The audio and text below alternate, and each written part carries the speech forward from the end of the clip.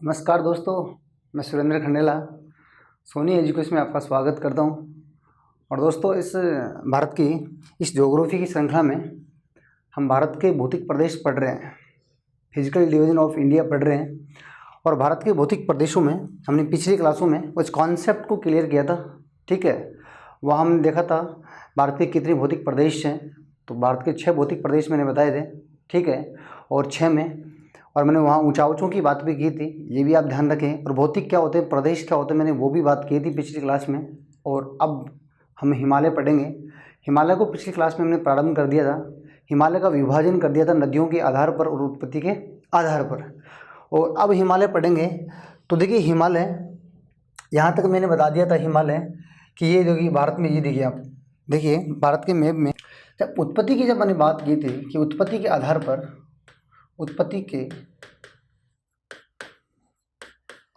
हम हिमालय पढ़ेंगे। उत्पत्ति के आधार पर हिमालय की जब बात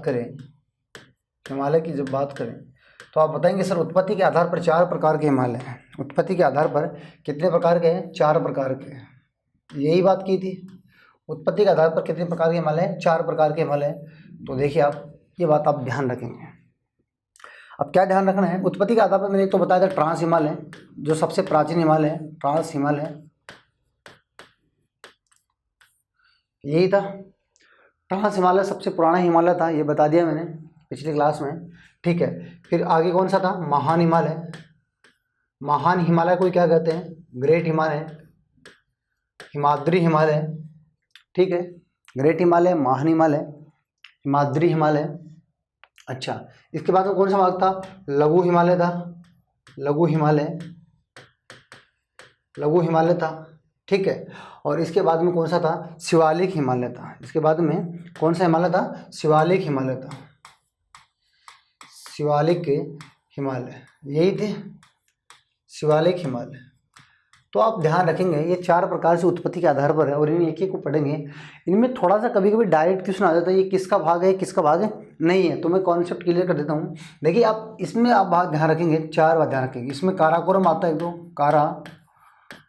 काराकोरम श्रेणी इसमें आती है, ये बात आप ध्यान रखेंगे, काराकोरम। और एक इसमें आती है लद्दाख श्रेणी इसी का भाग है।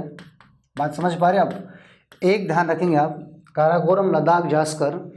ठीक है, मतलब कौन डायरेक्ट क्वेश्चन आए किसका भाग है, किसका भाग है नहीं है। तो चारों में आप ध्यान रखेंगे कौन किसका भाग है। तो काराकोरम, लद्दाख, जास्कर, काराकोरम, लद्दाख और जास्कर श्रेणी और कैलाश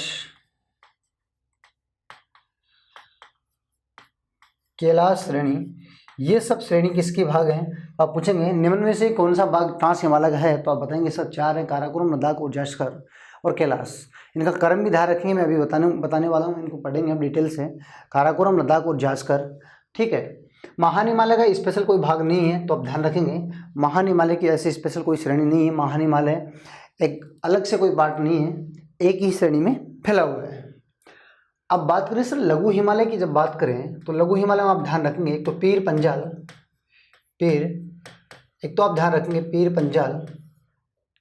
पंजाल श्रेणी इसका भाग है, ये बात आप ध्यान रखेंगे। एक ध्यान रखेंगे धौलाधर, मैं बताऊंगा कहाँ स्थित है। धौलाधर श्रेणी इसका भाग है, इसका पढ़ेंगे हम डिटेल से। पीर पंजाल, धौलाधर। और एक बात आप ध्यान रखेंगे इसमें, महाभारत श्रेणी, नागटिबा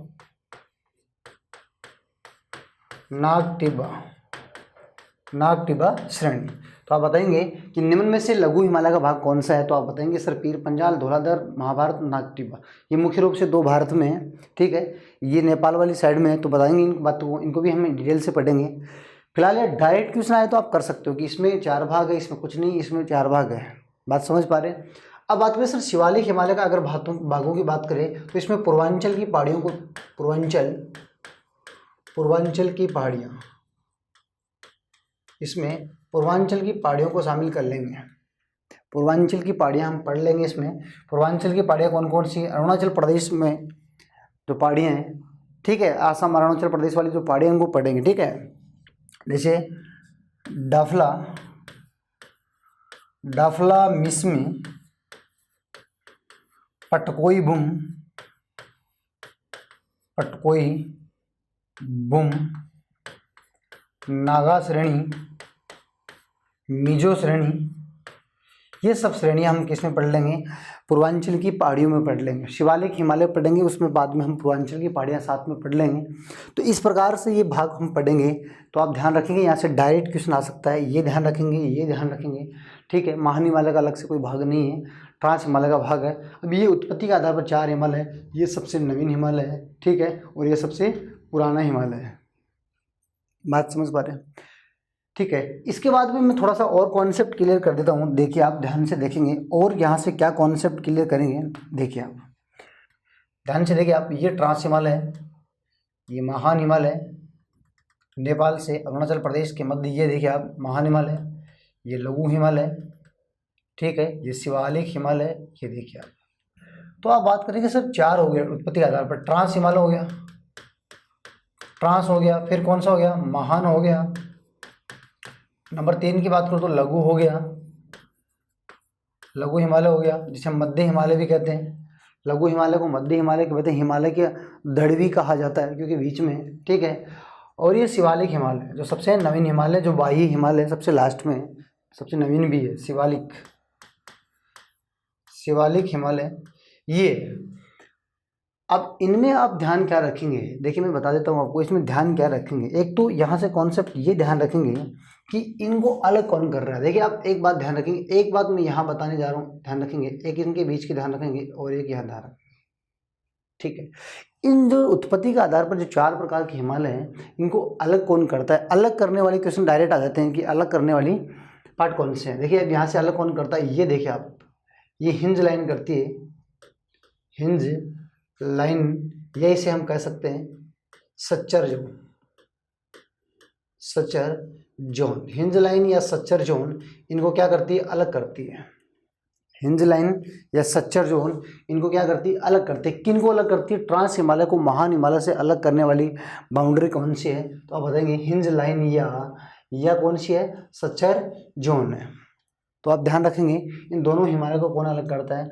इसके बाद में आप ध्यान रखेंगे main central, main central, main central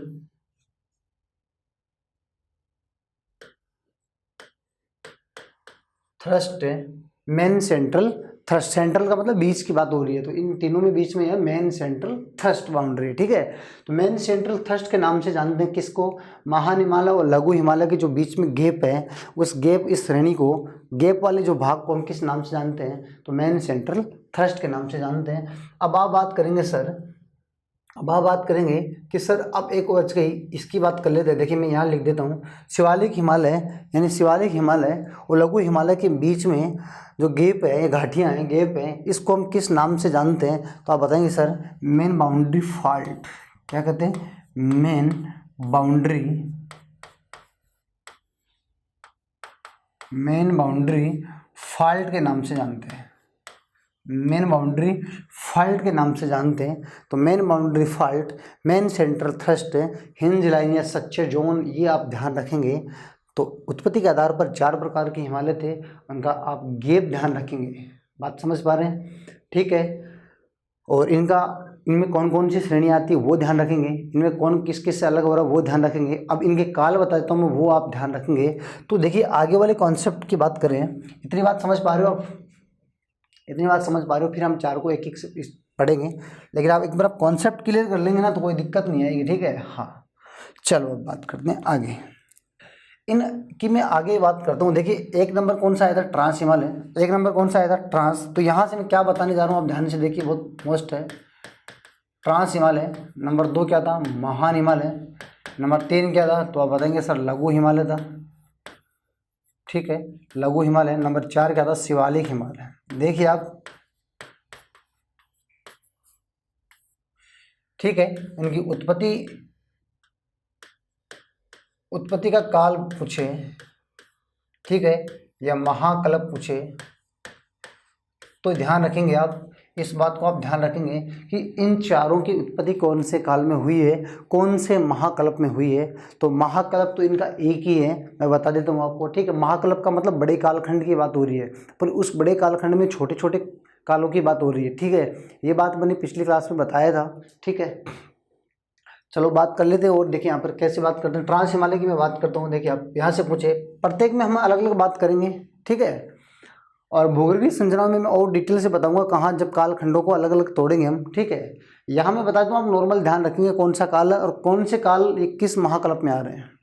यहाँ से डायरेक्ट क्वेश्चन आता है। देखिए ट्रांस हिमालय की मैं बात करने जा रहा हूँ, तो आप देखिए ट्रांस हिमालय की अगर मैं काल की बात करूँ, देखिए आप ध्यान रखेंगे, मैं काल की बात करूँ, ठीक है। इसमें आप ध्यान रखेंगे इयोशिन,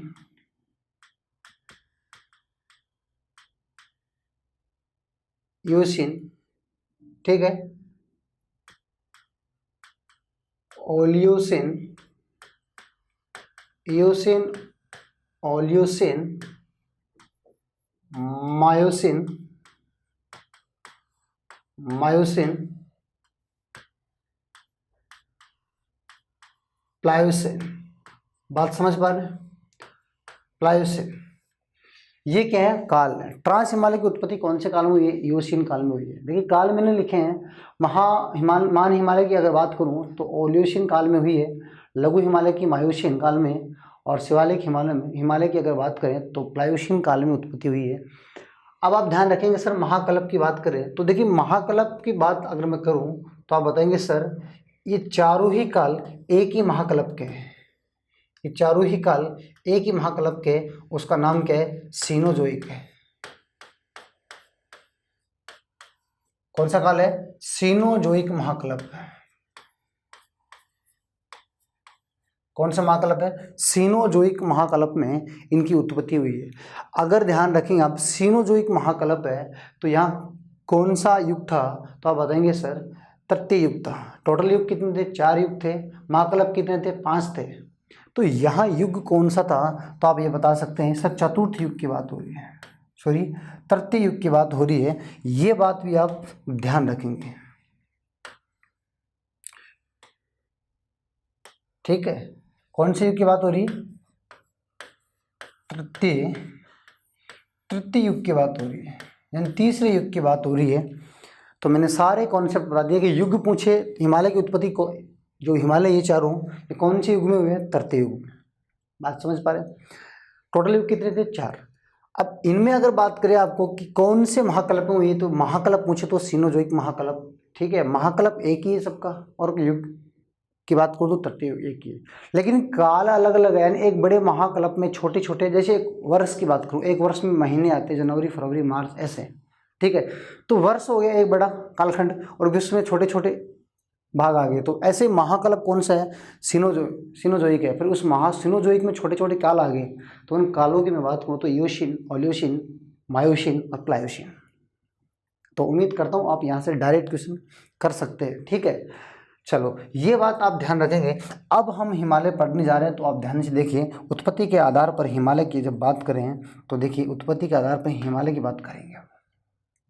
और उत्पत्ति के आधार पर हिमालय हम जब बात कर रहे हैं तो सबसे पहले कौन सा हिमालय आता है? ट्रांस हिमालय आता है। उत्पत्ति के आधार पर जब हिमालय आता है तो सबसे पहले कौन सा आता है? ट्रांस हिमालय आता है। तो देखिए आप, एशिया की रीढ़ के नाम से भी जाना जाता है ट्रांस हिमालय को। तो आप ट्रांस हिमालय पढ़ने से पहले इस ट्रांस का कॉन्सेप्ट समझेंगे, फिर ट्रांस के भाग पढ़ेंगे हम डिटेल से। देखिए आप क्या समझेंगे, एक बात आप यहाँ से ये ध्यान रखेंगे, ध्यान से देखिए आप, एक बात ध्यान ये रखेंगे, ये देखिए ये पामीर ग्रंथि है। क्या है? पामीर ग्रंथि है, ठीक है। ये है पामीर ग्रंथि है, ये पामीर ग्रंथि है, ओके। जिसे हम पामीर की गांठ कहते हैं, ठीक है। इसे पामीर की गांठ भी कहा जाता है। पामीर ग्रंथि या पामीर की गांठ कहा जाता है। ये क्या है? पामीर ग्रंथि या पामीर की गांठ। यहाँ पर अलग अलग श्रेणियाँ आएंगी और एक जगह इनका मिलन होता है। ये जो समूह भाग है जहाँ से अलग अलग प्रकार की पर्वत श्रेणियाँ जा रही हैं, तो वो एक इनका एक भाग है, वो क्या है? ग्रंथि के नाम से जाना जाता है पामीर। अब यहाँ से सर कौन कौन सी जा रही हैं? देखिए अब इस पामीर ग्रंथि के यहाँ उत्तरी वाले भाग में यहीं पर एक भाग में, यहीं पर आप बताएंगे सर जो इससे टच में है, यहाँ पामीर का पठार है, पामीर का पठार है, पामीर का पठार है। आप ध्यान रखेंगे पामीर के पठार को विश्व की छत के नाम से भी जाना जाता है। पामीर के पठार को विश्व की छत के नाम से भी जाना जाता है। तो पामीर ग्रंथि की टच में है कौन, ये दोनों आपस में क्या है, टच में है। ठीक है, पामीर ग्रंथि से टच में है और पामीर ग्रंथि से अलग अलग श्रेणियां जाती हैं। तो आप बताएंगे सर कौन कौन सी श्रेणियां जाती हैं। देखिए आप एक बात यहाँ ध्यान रखेंगे आप, यहाँ तो कौन सा पठार है, तिब्बत का पठार है। कौन सा पठार है, तिब्बत का पठार है। तिब्बत का पठार है, बात समझ पा रहे। यहाँ आप ध्यान रखेंगे तिब्बत का पठार है जो चाइना में है, भारत के उत्तरी भाग में स्थित है। ठीक है, तो अब इन दोनों के बीच की मैं जब बात करूँ तो यहाँ कौन कौन सी श्रेणियाँ निकलती हैं आप ध्यान से देखेंगे। आप ध्यान से देखिए, ये देखिए आप यहाँ तो एक श्रेणी तो निकलती है। यहाँ पर देखिए आप एक श्रेणी जाती है जो पाकिस्तान और अफगानिस्तान की ओर जाती है। ठीक है, एक श्रेणी पाकिस्तान की ओर आती है। ठीक है, एक पाकिस्तान की ओर और आती है। ठीक है, एक जाती है चाइना की ओर। ठीक है, एक जाती है चाइना की ओर, एक आती है भारत की ओर। तो ये देखिए आप ध्यान से समझेंगे इस बात को। ये देखिए आप, मैं अलग अलग लिख रहा हूँ तो आप ध्यान से देखिए क्या लिख रहा हूँ मैं। ये जो पाकिस्तान की ओर जा रही है यानी पाकिस्तान प्लस अफगानिस्तान की ओर जा रही है, पाकिस्तान और अफगानिस्तान की ओर जो पर्वत श्रेणी जा रही है, इस पर्वत श्रेणी का नाम क्या है, तो आप ध्यान रखेंगे हिंदू कुश है। हिंदू कुश है। हिंदू कुश श्रेणी कहाँ स्थित है, तो आप बताएंगे हिंदू कुश श्रेणी कहाँ स्थित है, तो आप बताएंगे पाकिस्तान और अफगानिस्तान में। यानी अफगानिस्तान से होती हुई पाकिस्तान की ओर आ रही है, वो श्रेणी कौन सी है, हिंदू कुश श्रेणी है। बात समझ पा रहे हैं, ये हिंदू कुश श्रेणी है। और पाक में जो आ रही है, ये जो पाक में आ रही है, इस वाले का नाम क्या है, तो आप बताएंगे सुलेमान है। कौन सी है, सुलेमान है। तो आप ये भी ध्यान रखेंगे ये कौन सी श्रेणी है, सुलेमान श्रेणी है। बात समझ पा रहे हैं, ये कौन सी श्रेणी है, सुलेमान श्रेणी है, जो केवल पाक में आ रही है। ये कहाँ से आ रही है, तो आप बताएंगे सर ये पामीर ग्रंथि से आ रही है। ठीक है, इसकी मैं अगर बात करूँ, इस श्रेणी की मैं बात करूँ तो ये कहाँ स्थित है, ये भी पाक में ही है, ये भी कहाँ है, पाक में। इसका नाम क्या है, किरदर है, किरदर श्रेणी है। ठीक है, ये कौन सी श्रेणी है, किरदर श्रेणी है। तो आप ध्यान से देखिए कौन कौन सी श्रेणी आ रही है, हिंदू कुश आ रही है, सुलेमान आ रही है, किरदर आ रही है। ठीक है, और यहीं पर काला पर्वत है। तो ठीक है, अब जो चाइना की ओर जा रही है सर, जो चीन की ओर जा रही है, उस श्रेणी का नाम क्या है, उसका नाम है कुनलुन श्रेणी। ये कौन सी है, कुनलुन श्रेणी है। ये बात आप ध्यान रखेंगे, कौन सी श्रेणी है, कुनलुन श्रेणी है। जो चाइना की ओर जाती है उसका नाम कुनलुन श्रेणी है। अब हमारे भारत की जब बात करें कि सर भारत की ओर जो आ रही है, यहाँ से कहाँ से, पामीर ग्रंथि से। देखिए पामीर ग्रंथि से जो तिब्बत के पठार तक आ रही है भारत की ओर, ये श्रेणी, यही श्रेणी आपकी क्या है, ट्रांस हिमालय है। यही श्रेणी आपका क्या है, ट्रांस हिमालय। यही श्रेणी आपका क्या है, ट्रांस हिमालय है। बात समझ पा रहे हैं, यही श्रेणी आपकी क्या है, ट्रांस हिमालय। तो आप बता सकते हैं कि ट्रांस हिमालय किन के बीच में स्थित है, तो आप बताएंगे ट्रांस हिमालय कहाँ स्थित है। देखिए आप ट्रांस हिमालय तो बताएंगे सर पामीर की ग्रंथि से लेकर तिब्बत के पठार तक स्थित है। ठीक है, पामीर की ग्रंथि से तिब्बत के पठार तक फैला हुआ ये ट्रांस हिमालय है। तो आप ध्यान रखेंगे कौन से पठारों के बीच में है, आप बताएंगे ये पामीर के पठार से तिब्बत के पठार के बीच में फैला हुआ है। बात समझ पा रहे हैं, पामीर के पठार से तिब्बत के पठार के बीच में फैला हुआ है, ये बात ध्यान रखें। ठीक है, आप ध्यान रखेंगे इसकी औसत ऊंचाई की अगर मैं बात करूं, यहाँ बात कर लेते हैं ट्रांस की। तो देखिए आप ट्रांस हिमालय के बारे में कुछ अब यहाँ बात करते हैं। ट्रांस हिमालय क्या बात करते हैं, यह देखिए आप ट्रांस हिमालय की मैं यहाँ बात करता हूँ। एक तो बात ये करेंगे कि ये सबसे पुराना है, एक तो सबसे पुराना हिमालय। एक बात करेंगे ये कहाँ स्थित है, तो आप बताएंगे सर ये पामीर के पठार से कहाँ तक है, तिब्बत के पठार के बीच में है। पामीर के पठार और तिब्बत के पठार में बीच में स्थित है और सबसे पुराना हिमालय है। ठीक है, इसकी औसत ऊंचाई की जब मैं बात करूं, तो आप ध्यान रखेंगे औसत ऊंचाई कितनी है, औसत ऊंचाई 3100 मीटर है। कितनी है, 3100 मीटर सर इसकी औसत ऊंचाई है। किसकी, ट्रांस हिमालय की। कितना लंबाई तक फैला हुआ है, तो देखिए आप अगर मैं इसकी लंबाई की बात करूं तो कितनी लंबाई तक ये फैला हुआ है, तो आप बताएंगे सर ये 960 किलोमीटर तक फैला हुआ है। ठीक है, कितना फैला हुआ है? 960 किलोमीटर लंबाई तक फैला हुआ है। पामीर के पठार से तिब्बत के पठार के बीच में, और सबसे पुराना हिमालय, काल की मैंने बात बता दी। ठीक है, इसे एशिया की रीढ़ के नाम से भी जाना जाता है। इसे एशिया की क्या कहते हैं? रीढ़ कहते हैं। तो उम्मीद करता हूँ इस पामीर के पठार के बारे में ये बात समझ पा रहे हैं। इसे एशिया की क्या कहते हैं? रीढ़ के नाम से भी जाना जाता है। बात समझ पा रहे हैं? इतनी बात ध्यान रखेंगे पामीर के पठार से। ठीक है, अब बात सर किर्गिस्तान, देखिए अब मैं एक बात करता हूँ किर्गिस्तान की। क्या बात करता हूँ, देखिए ये देखिए आप पठार की मैं बात करूँ, पामीर का जो पठार है, ये जो पामीर का पठार, इसे विश्व की छत कहते हैं। ये पामीर का पठार किर्गिस्तान और ताजिकिस्तान देश में स्थित है। मुख्य रूप से किर्गिस्तान और ताजिकिस्तान देश में स्थित है। यहाँ भारत के उत्तरी भाग में यहाँ अफगानिस्तान है, और अफगानिस्तान के उत्तरी भाग में क्या है? किर्गिस्तान और ताजिकिस्तान है। किर्गिस्तान की राजधानी कौन सी है? बिश्केक है, और ताजिकिस्तान की राजधानी कौन सी है? दुशान्बे है। बात समझ पा रहे हैं? ताजिकिस्तान की राजधानी दुशान्बे है और किर्गिस्तान की राजधानी कौन सी है? बिश्केक है। इन दोनों देशों में मुख्य रूप से फैला हुआ है, जिसे विश्व की छत के नाम से भी जाना जाता है। बात समझ पा रहे हैं? ये ध्यान रखेंगे, ऊंचाई पर स्थित होने के कारण, सर्वाधिक ऊंचाई पर स्थित होने के कारण विश्व की छत कहते हैं। ये बात आप ध्यान रखेंगे। और यहाँ से कौन कौन सी श्रेणियाँ जाती है इस घाट पर? देखिए आप इधर से बात करेंगे तो सर इधर से जा रही है ट्रांस हिमालय, चाइना की ओर से आ रही है, उसका नाम कुनलुन श्रेणी है। ये आ रही है सब, ये कौन सी है? तो आप बात करेंगे सर हिंदू कुश है। ये कौन सी है? सुलेमान है। ये किरदर है। ये जो सारी श्रेणियाँ हैं, ये क्या है? पामीर की ग्रंथि से मिली हुई है। तो उम्मीद करता हूँ आप ट्रांस हिमालय के बारे में समझ पाए होंगे कि ट्रांस हिमालय कहाँ के बीच में स्थित है। ठीक है, और कहाँ से निकलता है, कौन सी श्रेणियों से आता है, समझ पाए होंगे बात को। तो देखिए आप इतनी बात समझें, चलो आगे। अब हम ट्रांस हिमालय को पढ़ते हैं। इतनी बात समझ पाए हैं तो देखिए ट्रांस हिमालय की आगे बात करते हैं। और ट्रांस हिमालय के कितने भाग हैं? 4 भाग हैं। इसके भागों की मैं बात करूँगा तो कितने भाग हैं? 4 भाग हैं। ठीक है, वो 4 भाग कौन कौन से हैं वो आपके सामने हैं। देखिए आप कैसे 4 कौन कौन से भाग हैं। ट्रांस हिमालय की बात कर रहे हैं और ट्रांस के भागों की बात कर रहे हैं। तो देखिए आप, एक तो कौन सा भाग है इसका?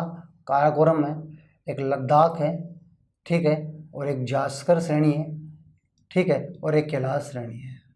ये 4 भाग हैं इसके। यानी ट्रांस हिमालय की 4 भागों में कौन सा भाग भारत में? उत्तर से क्रम बताइए, दक्षिण से क्रम बताइए, कौन सा भारत के बाहर है? तो आप ध्यान रखेंगे 4 जो भी मैंने बताया है, इनमें से 4 को ध्यान रखेंगे और चारों का नाम याद रखेंगे। एक तो कौन सा है? काराकोरम है, काराकोरम, ये ध्यान रखेंगे। ठीक है, काराकोरम श्रेणी ये कौन सी है? लद्दाख श्रेणी है। काराकोरम श्रेणी, लद्दाख श्रेणी। और ये कौन सी है? जास्कर श्रेणी है, जास्कर श्रेणी है। और ये कौन सी श्रेणी है? कैलाश श्रेणी है। ये कौन सी श्रेणी है? कैलाश श्रेणी है। तो अब आप बताइए कि ट्रांस हिमालय के 4 भाग हैं, उनमें से भारत में कितने हैं? तो आप बताएंगे 3, काराकोरम, लद्दाख और जास्कर। भारत से बाहर कितनी? 1 है, उसका नाम क्या है? कैलाश है। तो आप क्रम भी ध्यान रखेंगे, इनका क्रम कई बहुत बार आता है, क्रम ध्यान रखेंगे। काराकोरम, लद्दाख, जास्कर, काराकोरम, लद्दाख और जास्कर। ये कौन सी है? कैलाश है। उम्मीद करता हूँ समझ पाए होंगे। अब मैं एक एक को बात करता हूँ। तो देखिए मैं क्या बात करने जा रहा हूँ, आप ध्यान से देखेंगे। ये देखिए आप ध्यान से देखिए, आप क्या देखेंगे? देखो आप, अब मैं नंबर 1 की बात करूँगा। तो नंबर 1 की अगर मैं बात करूँ, उसका नाम क्या है? काराकोरम है, काराकोरम। अब काराकोरम से क्या क्वेश्चन बनते हैं, ये बात आप ध्यान रखेंगे। काराकोरम से जितने भी क्वेश्चन बनते हैं मैं बता देता हूँ। एक तो काराकोरम में क्या है? सियाचिन ग्लेशियर है, सियाचिन ग्लेशियर, सर्वाधिक ग्लेशियर यहीं पर है। सियाचिन ग्लेशियर है, बाल्टेरो है, बाल्टोरा, बियाफो, बियाफो। एक तो ये ग्लेशियर ध्यान रखना है, बियाफो, बाल्टेरा और सियाचिन ग्लेशियर, ये कहाँ स्थित है? तो आप बताएंगे काराकोरम श्रेणी में स्थित है। ठीक है, और ये 3 ग्लेशियर ध्यान रखेंगे। ठीक है, ग्लेशियर का मतलब समझ पा रहे हैं ना? बर्फ का एक भूखंड की बात कर रहा हूँ, बर्फ जो जमी हुई है भूखंड, उसकी बात कर रहा हूँ मैं। और ये कितना किलोमीटर है? आप बात करेंगे, ये 72 किलोमीटर है। कितना किलोमीटर है? 72 किलोमीटर है। ठीक है, ये 72 किलोमीटर है, ये बात आप ध्यान रखेंगे। ट्रांस हिमालय का सबसे लंबा ग्लेशियर कौन सा है? तो आप बात करेंगे सियाचिन ग्लेशियर है। और सियाचिन ग्लेशियर पर मैंने पिछली क्लास में बताया था आपको कि सियाचिन ग्लेशियर पर 2 ऑपरेशन किए गए, ऑपरेशन मेघदूत और ऑपरेशन विजय। ठीक है, आप देखेंगे और वो कब कब किए गए और किसके समय किए गए आप बताएंगे। ठीक है, तो सियाचिन ग्लेशियर की बात मैंने कर ली। ये भारत का मतलब ट्रांस हिमालय में, यहाँ ट्रांस हिमालय का सबसे लंबा ग्लेशियर है। बात समझ पा रहे हैं, ट्रांस हिमालय का सबसे लंबा ग्लेशियर है। अब चलो आगे, इसमें और ग्लेशियर कौन सा है, बियाफो, और कौन सा है, बाल्टेरा ग्लेशियर है। ठीक ठीक। और अगर सर बात करें काराकोरम की, तो यहाँ काराकोरम दर्रा है। काराकोरम क्या है, दर्रा है। काराकोरम दर्रे की मैं बात बता दूं, भारत का सबसे ऊंचा दर्रा कौन सा है, तो आप बताएंगे सर काराकोरम दर्रा है। इसी में काराकोरम दर्रा भारत में यहीं पर काराकोरम दर्रा स्थित है।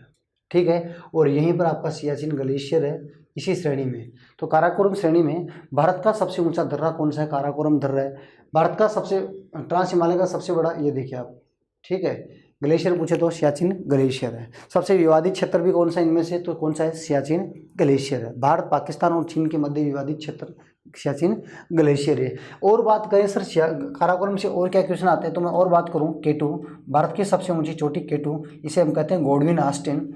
गोडविन ऑस्टिन, तो देखिए आप, गोडविन ऑस्टिन जो भारत की सबसे ऊंची चोटी जिसे केटू भी कहते हैं, तो वो कहाँ स्थित है, इसी श्रेणी में स्थित है, गोडविन ऑस्टिन। तो देखिए गोडविन ऑस्टिन कितनी है, 8611। ऊंचाई हमेशा किस में मापी जाती है, मीटर में, तो ये कितनी है, 8611 मीटर। ये भारत की सबसे ऊंची चोटी है। ध्यान रखेंगे आप, भारत की सबसे ऊंची चोटी कौन सी है, तो आप बताएंगे कौन सी है, गोडविन ऑस्टिन। लेकिन ध्यान रखें, भारत में स्थित भारत की सबसे ऊंची चोटी कहाँ स्थित है, देखिए वर्तमान में कहाँ पड़ती है, लद्दाख में पड़ती है। कहाँ पड़ती है, लद्दाख में पड़ती है। कहाँ पड़ती है, लद्दाख में पड़ती है। और जास्कर श्रेणी भी वर्तमान में कहाँ पड़ती है, ये भी आप ध्यान रखेंगे, जास्कर श्रेणी वर्तमान में कहाँ पड़ती है, तो ये भी ध्यान रखेंगे, लद्दाख में पड़ती है। पहले जम्मू कश्मीर में पड़ती थी, अब मैं बात करूँ किसकी, लद्दाख केंद्र शासित प्रदेश में पड़ती है। ठीक है, काराकोरम श्रेणी। ठीक है, और सियाचिन ये सियाचिन के बारे में मैंने बता दिया। सियाचिन के बारे में इतना बात और ध्यान रखेंगे आप, सियाचिन ग्लेशियर, ठीक है, विश्व का सबसे ऊंचाई पर स्थित युद्ध मैदान है।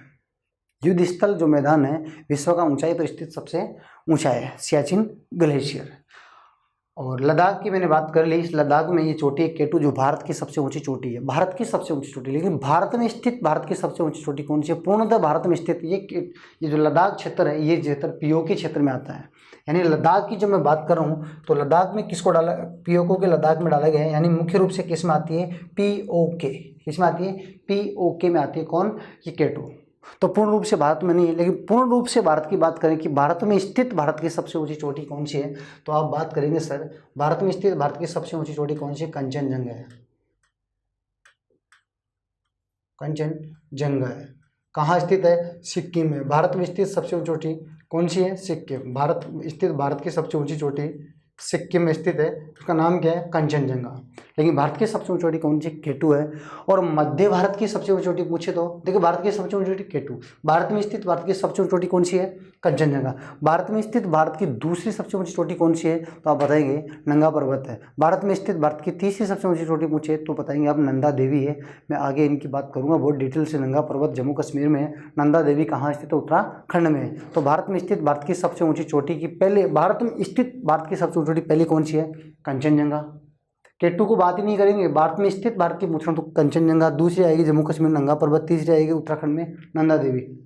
जबकि भारत की सबसे ऊंची चोटी पूछे तो कौन बताएगी, केटू है। और मध्य भारत की सबसे ऊंची चोटी अगर बात करें कि मध्य भारत की सबसे ऊंची चोटी कौन सी है, तो आप बात करेंगे सर अरावली में, उसका नाम क्या है, गुरु शिखर है। क्या है, गुरु शिखर है। मध्य भारत की सबसे ऊंची चोटी कौन सी है, गुरु शिखर है। ये बात ध्यान रखेंगे। उत्तरी भारत की सबसे ऊंची चोटी, मध्य भारत की सबसे ऊंची, दक्षिण भारत की सबसे ऊंची चोटी कौन सी है, अन्नामुडी है, जो केरल में स्थित है। अन्नामुडी, अन्नामुडी, अन्नामुडी। दक्षिण भारत की सबसे ऊंची चोटी कौन सी है, अन्नामुडी है। तो मध्य भारत की, दक्षिण भारत की, ये तीनों चोटियां ध्यान रखेंगे। देखो ये यहाँ से क्वेश्चन बहुत बड़ा था, दक्षिण भारत की सबसे ऊंची चोटी कौन सी। एक आता है कि दक्षिण भारत की दूसरी सबसे ऊंची चोटी कौन सी है, तो दक्षिण भारत की दूसरी सबसे ऊंची चोटी नीलगिरी की पहाड़ी में तमिलनाडु में स्थित है, उसका नाम क्या है, धोधा बेटा। दक्षिण भारत की दूसरी सबसे ऊंची चोटी है धोधा बेटा। क्या है, धोधा बेटा। दक्षिण भारत की दूसरी सबसे ऊंची चोटी है। दक्षिण भारत की पहली सबसे ऊंची चोटी कौन सी है? अन्नामुडी। दक्षिण भारत की दूसरी सबसे ऊंची चोटी कौन सी है? दोधा बेट है। मध्य भारत की सबसे ऊंची चोटी आपके सामने गुरु शिखर है। उत्तरी भारत की मैंने बता दी, भारत में स्थित भारत की सबसे बता दी, बात समझ पा रहे हैं। और विश्व की सबसे ऊंची चोटी कौन सी है? तो विश्व की सबसे ऊंची चोटी की अगर मैं बात करूं तो विश्व की सबसे चोटी नेपाल में स्थित है, उसका नाम क्या है? माउंट एवरेस्ट है। 8,850 मीटर है। 48 भी मिल सकता है, 8,848 या 50। अगर 50 मिले तो वर्तमान में क्या है? 50 करना है, ठीक है। 8,850 करेंगे। जो कहाँ स्थित है? नेपाल में स्थित है, जिसे गौरी शंकर ही के नाम से भी जाना जाता है। गौरी शंकर या सागर माथा के नाम से भी जाना जाता है। वो विश्व की सबसे ऊंची चोटी है, जो कहाँ स्थित है? माउंट एवरेस्ट में। उसकी बात भी हम करेंगे, हिमालय की चोटियों की स्पेशल हम बात करेंगे, तो आप समझ पाए होंगे। और विश्व की दूसरी सबसे ऊंची चोटी कौन सी है? तो वो दूसरी सबसे ऊंची केटुई है। विश्व की दूसरी सबसे ऊंची चोटी कौन सी है? केटुई है। विश्व की सबसे ऊंची चोटी नेपाल में स्थित माउंट एवरेस्ट। विश्व की दूसरी सबसे ऊंची चोटी कौन सी है? केटू है। केटू भारत की सबसे ऊंची चोटी है, लेकिन विश्व की दूसरी सबसे ऊंची चोटी है। कंचनजंगा भारत में स्थित भारत की सबसे ऊंची चोटी है, लेकिन कंचनजंगा विश्व की तीसरी सबसे ऊंची चोटी है। आप बात समझ पाए? उम्मीद करता हूँ आप समझ पाए होंगे इस बात को। हर कॉन्सेप्ट को आप ध्यान से देखेंगे तो काराकोरम में इतनी बात आप समझ पाए होंगे। 3 ग्लेशियर याद रखने हैं, एक दर्रा याद रखना है, एक छोटी याद रखना है, ठीक है। ये लद्दाख में स्थित है, और लद्दाख में भी कौन से भाग में आती है? POK, पाक अधिकृत कश्मीर में आती है। और ये भी आप ध्यान रखेंगे, ट्रांस हिमालय की सबसे उत्तरी जो श्रेणी है उसका नाम भी क्या है? काराकोरम ही है। तो बात करते हैं ट्रांस हिमालय का, एक भाग हमने क्लियर किया है। तो ट्रांस हिमालय में आगे सर बात करें तो आगे मैं बात करता हूँ ट्रांस हिमालय का, तो आप बात करेंगे सर आगे ट्रांस हिमालय का कौन सा भाग है? तो लद्दाख है। कौन सा है? लद्दाख है। ध्यान से देखिए आप, ट्रांस हिमालय का आगे भाग देखें तो कौन सा है? लद्दाख है। ये काराकोरम, लद्दाख, ये जास्कर और ये कैलाश। तो मैं 2 नंबर वाले की बात करता हूँ, लद्दाख। ये लद्दाख की हम बात करें, देखिए आप लद्दाख, ये देखिए आप लद्दाख की बात करें सर, लद्दाख ये 2 नंबर की बात करेंगे लद्दाख। तो लद्दाख से सर क्या क्वेश्चन आते हैं वो देख लीजिए आप। लद्दाख से क्वेश्चन ज़्यादा आते हैं, वो देख लीजिए। एक तो लद्दाख श्रेणी से ध्यान रखेंगे आप, इस लद्दाख श्रेणी की सबसे ऊंची चोटी कौन सी है? लद्दाख श्रेणी की सबसे ऊंची चोटी कौन सी है? राकापोसी है। कौन सी है? राकापोसी। राकापोसी है। लद्दाख श्रेणी की सबसे ऊंची चोटी कौन सी है? राकापोसी। राकापोसी विश्व में सर्वाधिक ढाल वाली चोटी है। विश्व में सर्वाधिक ढाल वाली चोटी कौन सी है? तो कौन सी है? राकापोसी है। कहाँ स्थित है? लद्दाख श्रेणी की चोटी है। एक बात ध्यान रखेंगे। दूसरी बात ध्यान रखेंगे, लद्दाख श्रेणी के उत्तरी भाग में, इसके उत्तरी भाग में एक नदी बहती है, उसका नाम है शोक नदी। उत्तरी भाग में शोक नदी बहती है, और इसके दक्षिणी भाग में नदी बहती है। इसके दक्षिण भाग में जो नदी बहती है उसका नाम क्या है? देखिए उत्तरी भाग में नदी बहती है शोक नदी, और इसके दक्षिण भाग में बहती है कौन सी नदी बहती है? तो आप बताएंगे सर सिंधु नदी बहती है। तो आप कह सकते हैं सर सिंधु नदी और शोक नदी के बीच में, सिंधु नदी और शोक नदी के बीच में स्थित है कौन? लद्दाख श्रेणी सिंधु नदी और शोक नदी के बीच में स्थित है। तो आप ध्यान से देखिए, इस लद्दाख के ऊपर भाग में कौन सी नदी बहती है? शोक नदी। और यहाँ कौन सी बहती है? सिंधु नदी। तो दोनों के बीच में स्थित है लद्दाख स्थित है, ठीक है। और यहीं पर आप ध्यान रखेंगे, यहीं पर पैगोंग झील स्थित है। कौन सी झील है? पैगोंग, जो खारे पानी की पैगोंग झील है, ठीक है। विश्व में खारे पानी की सबसे ऊंची झील है। विश्व की खारे पानी की सबसे ऊंची झील है। विश्व की खारे पानी की सबसे ऊंची झील, ठीक है। कैसे? खारे पानी में, विश्व में खारे पानी की सबसे ऊंची झील कौन सी है? तो आप बताएंगे सर पैगोंग झील है। विश्व की खारे पानी की सबसे ऊंची झील कौन सी है? पैगोंग झील है, ठीक है। जबकि विश्व की सबसे ऊंची मीठे पानी की झील कौन सी है? टिटिकाका है। कहाँ स्थित है? बोलिविया देश में स्थित है टिटिकाका झील, विश्व की सबसे ऊंची झील है, लेकिन वो मीठे पानी की है। तो आप बताएंगे सर वो कहाँ स्थित है? तो आप बताएंगे बोलिविया देश में दक्षिणी अमेरिका महाद्वीप में स्थित है। बात समझ पा रहे हैं?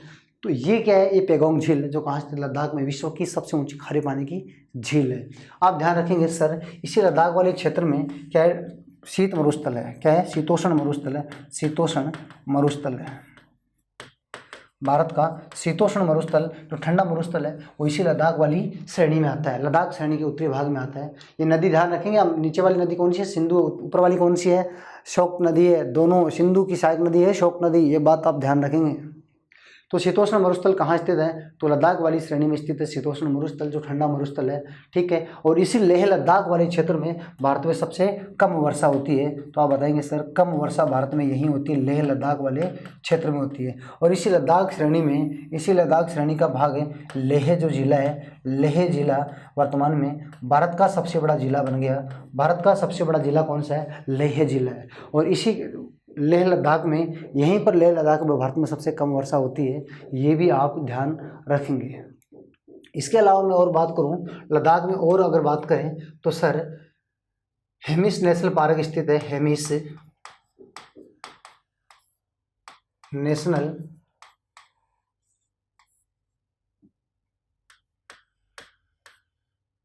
नेशनल पार्क स्थित है। हेमी यहाँ पर इस भाग में फैला हुआ है, जम्मू कश्मीर लद्दाख इस भाग में फैला हुआ है। हेमिस नेशनल पार्क है जो भारत का सबसे बड़ा है राष्ट्रीय उद्यान है। भारत का सबसे बड़ा राष्ट्रीय उद्यान है। भारत का सबसे बड़ा राष्ट्रीय उद्यान कौन सा है? हेमिस नेशनल पार्क है, जो कहाँ स्थित है? जम्मू कश्मीर में स्थित है। लेह लद्दाख और जम्मू कश्मीर इस क्षेत्र में स्थित है। ठीक है, हेमिस नेशनल पार्क स्थित है। मुख्य रूप से इसका भाग किस में आता है? जम्मू कश्मीर में आता है। ये बात थोड़ा सा आप ध्यान रखेंगे। हेमिस नेशनल पार्क यहाँ याद आ गया तो बता दूं। ठीक है, ये भी ध्यान रखेंगे कि भारत का सबसे ऊंचाई पर स्थित, या फिर ये समझेंगे ऊंचाई पर नहीं, भारत का सबसे बड़ा बताएंगे। ऊंचाई पर स्थित मैं आगे बताऊंगा। ठीक है, जम्मू कश्मीर में। तो ये ध्यान रखेंगे राष्ट्रीय उद्यान ये क्या है? भारत का सबसे बड़ा है। ठीक है, और भारत का सबसे छोटा राष्ट्रीय उद्यान की अगर बात करें तो साउथ बटन कहाँ स्थित है? अंडमान और निकोबार में स्थित है। ठीक है, ये बात आप ध्यान रखेंगे। अंडमान और निकोबार में भारत का सबसे छोटा राष्ट्रीय उद्यान है। तो ये बात आप ध्यान रखेंगे। ये यहाँ से बात आप ध्यान रखेंगे। चोटी की ध्यान रखेंगे। विश्व की सर्वाधिक ढाल वाली चोटी कौन सी है? कौन कौन सी नदियों के बीच में स्थित है? ठीक है, विश्व में सबसे ऊंची झील खारे पानी की, शीतोष्ण मरुस्थल है, कम वर्षा वाला क्षेत्र, भारत का सबसे बड़ा जिला। ये सब बात किसकी है? लद्दाख श्रेणी की है। समझ पाए आप? लद्दाख श्रेणी से। और ये लद्दाख श्रेणी किस श्रेणियों के बीच में स्थित है? काराकोरम और जास्कर के बीच में स्थित है। काराकोरम जास्कर के बीच में स्थित है। अब बात करें सर आगे, अब हम बात करते हैं आगे जास्कर की। सी बात करें जास्कर की कोई बात नहीं करनी है। जास्कर श्रेणी देखिए ट्रांस हिमालय की क्या है? अंतिम श्रेणी है ट्रांस हिमालय की। अब ध्यान रखेंगे ये ट्रांस हिमालय की भारत में क्या है? दक्षिणतम श्रेणी है। भारत में ट्रांस हिमालय की दक्षिणतम श्रेणी कौन सी है? जास्कर श्रेणी है। काराकोरम, लद्दाख और जास्कर, ये ध्यान रखेंगे आप। और ये कौन सी है? कैलाश है। ठीक है, तो इतना ध्यान रखेंगे। सबसे दक्षिणतम कौन सी है? जास्कर है। फिर जास्कर के बाद में कौन आ जाता है? महान हिमालय आ जाता है। कौन आ जाता है? महान हिमालय आ जाता है। ठीक है, तो जास्कर के नीचे कौन है? महान हिमालय है। तो जास्कर ट्रांस हिमालय की सबसे दक्षिणतम श्रेणी है। क्रम ध्यान रखेंगे, काराकोरम, लद्दाख और जास्कर। ठीक है, इसके बाद में कौन सी है? नंबर डी की मैं बात करूँ तो नंबर आप डी ध्यान से देखिए। नंबर डी की अगर मैं बात करूँ तो कौन सी बची? कैलाश बची। कहाँ बची? कौन सी बची? कैलाश। तो सर कैलाश की अगर बात करें, कैलाश श्रेणी की अगर बात करें तो कैलाश श्रेणी पहली बात तो है कहाँ? तो आप बताएंगे सर कि तिब्बत में स्थित है। कहाँ स्थित है? तिब्बत में स्थित है। ठीक है, मानसरोवर झील यहाँ पर है। ठीक है, राक्षस ताल झील है। तो कैलाश श्रेणी से आप इतना ध्यान रखेंगे तो भारत से बाहर है। एक बात ध्यान रखेंगे, ये ट्रांस हिमालय का सबसे पूर्वी भाग है। ट्रांस हिमालय का सबसे पूर्वी भाग है, ये बात आप ध्यान रखेंगे। ट्रांस हिमालय का क्या है? पूर्वी भाग है। ट्रांस हिमालय का सबसे पूर्वी भाग इसे कहते हैं। ठीक है, पूर्वी भाग है ट्रांस हिमालय का। एक बात ध्यान रखेंगे, ये कहाँ है? भारत से बाहर है। भारत से कहाँ है? बाहर है। ये बात ध्यान रखेंगे। एक बात और ध्यान ये रखेंगे किसमें? कैलाश में, कि सर यहाँ से सिंधु नदी, सतलज नदी और ब्रह्मपुत्र नदियों का उद्गम होता है, जो भारत के लिए महत्वपूर्ण नदियाँ हैं। कौन कौन सी नदी की बात करूँ मैं? सिंधु नदी की बात करता हूँ। सिंधु नदी का उद्गम होता है, सतलज नदी का उद्गम होता है। ठीक है, इसके अलावा कौन सी नदी का उद्गम होता है? सतलज नदी का एक होता है, ब्रह्मपुत्र नदी का उद्गम होता है। तो ये आप ध्यान रखेंगे। 3 नदी ध्यान रखेंगे। बात समझ पा रहे हैं? 3 कौन कौन सी? सिंधु, सतलज और ब्रह्मपुत्र नदी का उद्गम होता है कहाँ से? कैलाश श्रेणी से। ठीक है, इस कैलाश श्रेणी से सिंधु, ब्रह्मपुत्र और सतलज नदी का उद्गम होता है। तो देखिए सिंधु नदी तो कहाँ जाती है? सिंधु नदी जाती है काराकोरम, लद्दाख, जास्कर। नीचे वाली कौन सी है? जास्कर और लद्दाख के बीच में से जाती है सिंधु नदी। नदी कौन सी है? सिंधु नदी। ठीक है। यहीं से हम पढ़ेंगे कौन सी नदियाँ जो महान इन हिमालय को काट के आती है, उस नदी का नाम पढ़ेंगे हम सतलज। आगे बढ़ेंगे नदियों में, और यहीं से एक नदी जाती है अरुणाचल प्रदेश असम से, बांग्लादेश से जाती है, उस नदी का नाम क्या है, तो आप बताएंगे सर ब्रह्मपुत्र है। ये तीन मुख्य नदियों का उद्गम कहाँ से होता है, कैलाश श्रेणी से होता है, और ये कहाँ स्थित है, तिब्बत में स्थित है। कि तिब्बत में कौन सी श्रेणी है, कैलाश श्रेणी है। आप बात समझ पाए होंगे कि कैलाश श्रेणी से क्या क्वेश्चन ध्यान रखने हैं, ये बात आप ध्यान रखेंगे कैलाश श्रेणी से। तो ट्रांस हिमालय के कितने भाग हैं, तो आप बताएंगे सर ट्रांस हिमालय के भाग हैं कितने, 4। तो काराकोरम, लद्दाख, जास्कर और कैलाश। इनसे क्या क्वेश्चन बनते हैं मैंने बता दिया आपको, अलग अलग क्वेश्चन। फिर जब नदियाँ पढ़ेंगे तो वहाँ और डिटेल से नदियों की बात करेंगे। यहाँ मैं ग्लेशियर की बात भी करूँगा, ठीक है, चुमायुंगदुंग ग्लेशियर की हम बात करेंगे। तो यहाँ भी ग्लेशियर जब हम नदियों में पढ़ेंगे तो कौन से ग्लेशियर से नदी निकलती है, वहाँ भी मैं इनकी डिटेल से बात करूँगा। तो आप समझ पाए होंगे। तो ये थे बात। अब मैं बात करता हूँ ट्रांस हिमालय के बाद में, एक हिमालय हमारा पूरा हो गया, कौन सा, ट्रांस हिमालय। तो अब बात करेंगे सर ट्रांस हिमालय के बाद में आगे वाले हिमालय की। तो आगे वाले हिमालय की जब मैं बात करूँ तो कौन सा हिमालय आएगा, महान हिमालय। कौन सा हिमालय आएगा, महान हिमालय। महान हिमालय का अलग से कोई पार्ट है नहीं, ये बात मैंने बता दिया। तो महान हिमालय को ही क्या कहते हैं, इसे कहते हैं ग्रेट हिमालय, इसे कहते हैं हिमाद्री हिमालय, इसे कहते हैं वृहद हिमालय, वृहद हिमालय। तो आप समझ पाए होंगे यही बात है, महान हिमालय, ग्रेट हिमालय, हिमाद्री हिमालय, और इसे कहते हैं वृहद हिमालय। ठीक है। अब इस हिमालय का विस्तार देखेंगे कहाँ से कहाँ तक है, ये देखने के बाद में इसका अलग से कोई भाग है नहीं। तो देखिए आप क्या देखें, फिर हम पढ़ेंगे लघु हिमालय और शिवालिक हिमालय। तो पहले इसको देख लेते हैं हम कि सर ये कहाँ से कहाँ तक फैला हुआ है। देखिए आप कहाँ से कहाँ तक फैला हुआ है। तो आप एक बात ध्यान रखेंगे, ये देखिए आप, मैं एक भाग लिख रहा हूँ यहाँ पर, ये क्या है, कश्मीर है, जम्मू कश्मीर। ठीक है, जम्मू कश्मीर की बात कर रहा हूँ मैं, यानी कश्मीर या लद्दाख और कश्मीर वाली सीमा की बात कर रहा हूँ। ठीक है, ठीक है, कश्मीर वाले यानी लद्दाख और कश्मीर की सीमा की बात कर रहा हूँ मैं। ठीक है, तो यहाँ से आप बात करेंगे सर कश्मीर और लद्दाख वाली सीमा गिलगित, यहाँ देखिए गिलगित में भी जाती है। तो मैं आगे करूँगा गुंजी घाट्स का निर्माण करती है। तो गुंजी घाट्स का निर्माण ये नदी कहाँ करती है, गिलगित में करती है। वो बात हम नदियों में करेंगे। एक बार इनका विस्तार देखेंगे कि महान हिमालय की कहाँ बात हो रही है। ठीक है, तो यहाँ पर एक पर्वत देखिए, नंगा पर्वत है। कौन सा पर्वत है, नंगा पर्वत है। जोजिला दर्रा है, नंगा पर्वत, जोजिला दर्रा। ठीक है, जम्मू कश्मीर। या एक एड्रेस में और लिख दूं तो आप बता सकते हैं सर सिंधु नदी का मोड़, सिंधु नदी का क्या है, मोड़ है। तो अब आप देखिए मैं क्या एड्रेस लिख रहा हूँ, सिंधु नदी के मोड़ के पास में, सिंधु नदी का जहाँ मोड़ होता है, ये देखिए आप, सिंधु नदी का मोड़ यहाँ से यू टर्न मारती है। सिंधु नदी पढ़ेंगे तो मैं बताऊँगा ये कहाँ, चिल्लास के पास बाहर निकलती है। ठीक है, तो अब देखिए आप, ये सिंधु नदी का मोड़ है, यहाँ पर नंगा पर्वत है। ठीक है, नंगा पर्वत। ठीक है, और नंगा पर्वत के पास में ये क्या है, जोजिला दर्रा है। और यहाँ जम्मू कश्मीर और लद्दाख वाली सीमा की बात करूँ मैं यहाँ से। ठीक है, यहाँ की अगर मैं बात करूँ तो आप बात करेंगे सर ये अरुणाचल प्रदेश है। कौन सा है, अरुणाचल प्रदेश है। ये तो है अरुणाचल प्रदेश।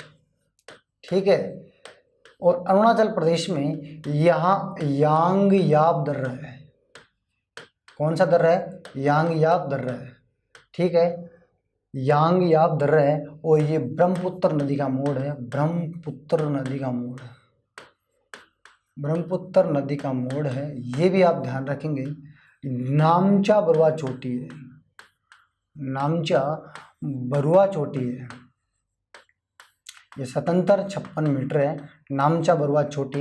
ये नामचा बरुआ चोटी, एक बात ध्यान रखेंगे इस नामचा बरुआ चोटी के बारे में कि ये हिमालय में पूर्वी भाग की सबसे ऊंची चोटी है। हिमालय में पूर्वी भाग की सबसे ऊंची चोटी कौन सी है, नामचा बरुआ। कहाँ पड़ती है, अरुणाचल प्रदेश में पड़ती है। सिंधु नदी के ब्रह्मपुत्र नदी का मोड़ है, यांग याप दर्रा है, और राज्य कौन सा है, अरुणाचल प्रदेश है। तो अब बात में कितना इधर भी एड्रेस लिख रहा हूँ, इधर भी एड्रेस लिख रहा हूँ। अब आप बता देंगे सर कि इन दोनों के बीच में देखिए आप, ये है महान हिमालय का, यहाँ से हिमालय प्रारंभ होता है महान हिमालय, ये देखिए भारत में, फिर ये जाता है नेपाल में, ठीक है, सिक्किम, भूटान, असम, अरुणाचल प्रदेश, इन क्षेत्रों में ये जो आपको दिखाई दे रहा है ये आपका है महान हिमालय। बात समझ पा रहे? ये आपका क्या है? महान हिमालय। ये देखिए आप, ये महान हिमालय है, समझ पा रहे? तो महान हिमालय कहाँ से कहाँ तक फैला हुआ, तो आप बताएंगे सर या तो राज्य पूछे तो जम्मू कश्मीर से अरुणाचल प्रदेश, दर्रे भी पूछ सकता है कौन दर्रों से बीच में स्थित, कौन सी दो नदियों के मोड़ पर स्थित है, तो ठीक है, ये है महान हिमालय स्थित है, ठीक है। ये कितना फैला हुआ है? मुख्य रूप से 2400 किलोमीटर फैला हुआ है, ठीक है, मुख्य रूप से 2400, और टोटल लंबाई पूछे महान हिमालय की तो 2500 बतानी है। क्योंकि देखिए आप, मैं बता देता हूँ, क्योंकि महान हिमालय का भाग इन राज्यों में भी है, नागालैंड, मणिपुर, ये भी है। क्यों? ये कौन सी है? आराकान श्रेणी, आराकान योमा, ये आराकान योमा श्रेणी है। अगर इस श्रेणी को भी शामिल कर लें, ये हिमालय का पूर्वी भाग है जो पूर्वोत्तर राज्यों में स्थित है, आराकान योमा श्रेणी।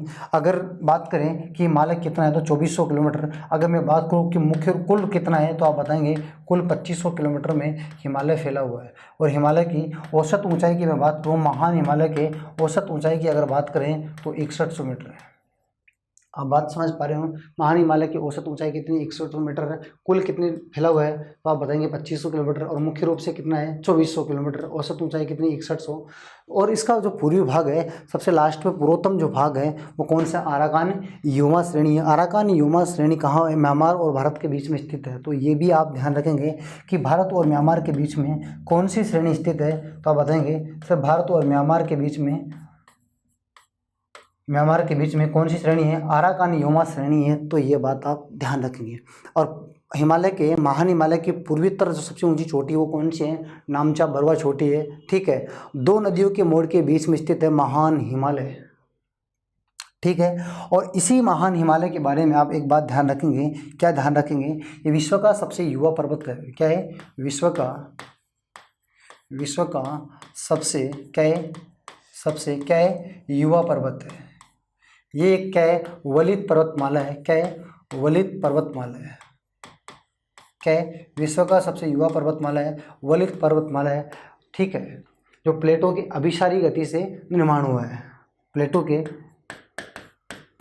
की किस गति से? अभिसारी गति से, अभिसारी गति से, ठीक है, फोल्ड पड़ जाता है, अभिसारी गति से इसका निर्माण हुआ। विश्व का सबसे युवा पर्वतमाला है, ठीक है। और कैसा है? वलित पर्वतमाला है। और एक बात ध्यान रखेंगे, ये पूर्व से पश्चिम, देखिए विश्व की लगभग पर्वतमालाएं अगर बात करें विश्व में, तो विश्व की सबसे लंबी पर्वतमाला कौन सी है? तो आप बताएंगे सर एंडीज है। विश्व की सबसे लंबी पर्वतमाला कौन सी? एंडीज है। सभी विश्व की लगभग पर्वतमाला उत्तर से दक्षिण की ओर फैली हुई है। एंडीज देख लो आप, एटलस देख लो आप, रॉकी देख लो, ग्रेट डिवाइडिंग रेंज देख लो आप, ठीक है। आप किसी भी श्रेणी को, लगभग श्रेणियाँ, युवा पर्वत को देख लो, लगभग श्रेणियाँ उत्तर से दक्षिण की ओर फैली हुई है, ठीक है। विश्व की सबसे लंबी कौन सी है? तो एंडीज है। तो आप बताएंगे एंडीज दक्षिणी अमेरिका में है। और विश्व की दूसरी सबसे लंबी पर्वतमाला की बात करूँ तो वो कौन सी है? रॉकी है। और रॉकी कहाँ स्थित है? उत्तरी अमेरिका में। अब मैं बात करूँगा कि जो ये लंबी पर्वतमाला है वो उत्तर से दक्षिण की ओर फैली हुई है, ठीक है, उत्तर से दक्षिण की ओर फैली हुई है। लेकिन मैं बात करूँ हिमालय की, हिमालय कैसे फैला हुआ है? पूर्व से पश्चिम फैला हुआ है, या पश्चिम से पूर्व मान लो, या पूर्व से पश्चिम मान लो, ठीक है, ऐसे फैला हुआ है। तो विश्व में पूर्व से पश्चिम या पश्चिम से पूर्व फैली हुई विश्व की सबसे लंबी पर्वतमाला कौन सी है? हिमालय है। तो ये बात आप ध्यान रखेंगे कि विश्व में पश्चिम से पूर्व है, या पश्चिम से पूर्व, या पूर्व से पश्चिम, पूर्व से पश्चिम, या पूर्व से पश्चिम से पूर्व है फैली हुई विश्व की सबसे लंबी पर्वतमाला है। विश्व की सबसे लंबी पर्वतमाला है। विश्व की सबसे लंबी पर्वतमाला तो एंडीज है, लेकिन पूर्व से पश्चिम फैली हुई विश्व की सबसे लंबी पर्वतमाला है कौन? हिमालय। पूर्व से पश्चिम फैली हुई विश्व की सबसे लंबी पर्वतमाला कौन सी है? तो पूर्व से पश्चिम का आप ध्यान रखेंगे तो कौन सी है? तो हिमालय। आप बात समझ पा रहे हैं? देखिए विश्व की सबसे लंबी पर्वतमाला आपने बताई सर एंडीज है, तो दक्षिण अमेरिका में। विश्व की दूसरी सबसे लंबी पर्वतमाला कौन सी है? रॉकी है, जो कहाँ स्थित है? उत्तरी अमेरिका में। और विश्व की तीसरी सबसे लंबी पर्वतमाला की बात करूं तो हिमालय है। विश्व की तीसरी सबसे लंबी पर्वतमाला हिमालय है। अगर मैं बात करूं कि ग्रेट डिवाइडिंग रेंज का पूरा संपूर्ण भाग करें तो फिर विश्व की चौथी सबसे लंबी पर्वतमाला है। समझ पा रहे हो आप? संपूर्ण ग्रेट डिवाइडिंग रेंज जो ऑस्ट्रेलिया का पूरा भाग लेंगे तब तो ये विश्व की चौथी है, अन्यथा ये विश्व की तीसरी सबसे लंबी पर्वतमाला है। तो ध्यान रखेंगे, एक नंबर पर एंडीज आएगा। एंडीज विश्व की सबसे लंबी एंडीज है। दूसरे नंबर पर कौन सी? रॉकी बताएंगे, ठीक है। और ग्रेट डिवाइडिंग रेंज के अलग अलग भाग हैं, उनको भागों की बात ही नहीं करें तो विश्व की तीसरी सबसे लंबी पर्वतमाला कौन सी है? हिमालय विश्व की तीसरी सबसे लंबी पर्वतमाला है। एंडीज एक नंबर पे, 2 नंबर पे कौन सी आएगी? ये। 3 नंबर पे ये, ठीक है। अगर मैं ग्रेट डिवाइडिंग रेंज के संपूर्ण की बात करूं तो फिर ग्रेट डिवाइडिंग हिमालय से लंबी है, फिर हिमालय चौथे नंबर पे आ जाएगा, ठीक है। और विश्व में पूर्व से पश्चिम फैली हुई विश्व की सबसे लंबी पर्वतमाला कौन सी है? तो हिमालय है। तो उम्मीद करता हूँ आप समझ पाए होंगे। और देखिए आप ये भी ध्यान रखेंगे, इसकी सबसे ऊंची चोटी कौन सी? एकांक गुहा है। इसकी सबसे ऊंची चोटी एकांक गुहा है, यानी ये भी कह सकते हो दक्षिणी अमेरिका की सबसे ऊंची चोटी भी कौन सी? एकांक गुहा है। इसकी सबसे ऊंची चोटी कौन सी है? माउंट मैकिनले, यानी ये कह सकते हैं उत्तरी अमेरिका की सबसे ऊंची चोटी भी कौन सी है? Mount McKinley. हिमालय की सबसे ऊंची चोटी कौन सी है? माउंट एवरेस्ट है, ठीक है, जो एशिया की सबसे ऊंची चोटी है। तो ये भी ध्यान रखेंगे, दक्षिणी अमेरिका की सबसे ऊंची चोटी, उत्तरी अमेरिका की सबसे ऊंची चोटी और एशिया की सबसे ऊंची चोटी है। ये बात आप ध्यान रखेंगे।